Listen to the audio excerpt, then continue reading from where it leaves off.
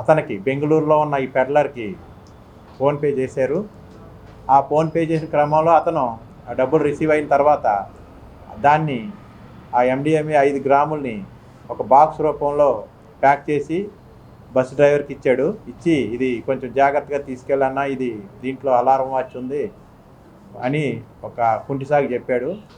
చెప్పి అతనికి ఇచ్చాడు అక్కడ.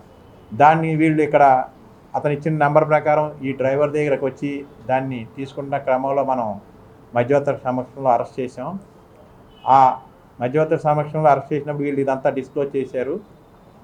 ఇందులో 5 గ్రాముల ఎండిఎంఏని వీళ్ళు బెంగళూరులో కొనుగోలు చేసి ఇక్కడ తెచ్చి ఇక్కడ ఫ్రెండ్స్ ఈ సంతోష్ కుమార్ అనే అతనికి మారిస్పేటలో అతని ఇంటి దగ్గర కోళ్ళ ఫారం ఉంది.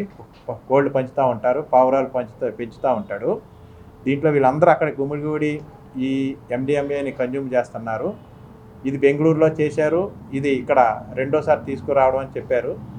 వీరిని ఈ ఎన్డీపీఎస్ యాక్ట్ కింద, అంటే ఎండిఎంఏ కలిగి ఉండడం, దాన్ని సేవించడం అనే చట్టాల కింద అరెస్ట్ చేసాము. వారిని రిమాండ్కి పంపించడం జరుగుతూ ఉంది. ఈ కేసులో బస్ డ్రైవరు యొక్క పాత్రని, అలాగే ఇతనికి లీడ్ ఇచ్చిన వాళ్ళు మిగతా వాళ్ళు కూడా విచారించి తదుపరిగా ఈ కేసులో